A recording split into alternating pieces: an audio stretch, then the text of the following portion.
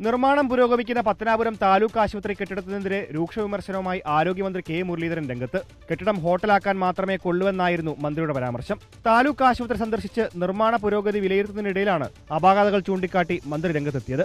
നിങ്ങൾ ഈ പറയുന്നത് കണ്ടിട്ട് ഒരു രൂപം കിട്ടുന്നില്ല. ഇത് ഹോട്ടൽ ആക്കാൻ കൊള്ളാം. കെട്ടിടത്തിന് തൊട്ടു പിന്നിൽ കൂടിയാണ് കല്ലടയാർ ഒഴുകുന്നത്. താഴ്ന്ന പ്രദേശം കൂടിയായതിനാൽ എപ്പോൾ വേണമെങ്കിലും വെള്ളം കയറാവുന്ന അവസ്ഥയുണ്ട്. മാത്രമല്ല, കെട്ടിടത്തിൽ CT സ്കാനിംഗ്, MRI സ്കാനിംഗ് എന്നിവയ്ക്ക് ആവശ്യമായ കെട്ടിടങ്ങൾ പ്ലാനിലില്ല. നിർമ്മാണ ചുമതലയുള്ള ഇൻകൽ ഉദ്യോഗസ്ഥർ ഈ ആഴ്ച തിരുവനന്തപുരത്തെത്തി വിശദീകരണം നൽകണമെന്ന് മന്ത്രി നിർദ്ദേശിച്ചു.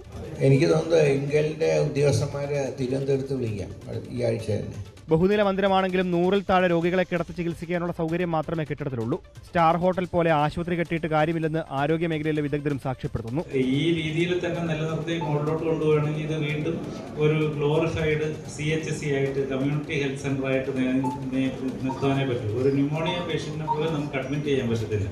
ഒരു ചെസ്റ്റ് CT എടുക്കാൻ പറ്റിയില്ലെങ്കിൽ ന്യൂമോണിയ അഡ്മിറ്റ് ചെയ്യാൻ പറ്റത്തില്ല. ചെറിയ ചെറിയ കാര്യങ്ങൾ പോലും ചെയ്യാണ്ട് വരും. അപ്പോൾ ഈ 4 തിയേറ്റർ എന്തിനാണ് എന്നുള്ളതൊക്കെ ചോദ്യം വരും. അപ്പം ആദ്യം ഇതിൻ്റെ സ്ട്രക്ചറിൽ ചെറിയ റീവർക്ക് ചെയ്ത് നമുക്ക് എന്തെല്ലാം നമുക്ക് ആവശ്യമുള്ളത് ഇൻക്ലൂഡ് ചെയ്യുക എന്നുള്ളതാണ്. കല്ലടയാറിന്റെ തീരത്ത് 96 കോടി രൂപയോളം ചിലവഴിച്ചുള്ള കെട്ടിട നിർമ്മാണം 65% പൂർത്തിയായതായി നിർമ്മാണ കമ്പനി അറിയിച്ചു. റിപ്പോർട്ടർ, കൊല്ലം.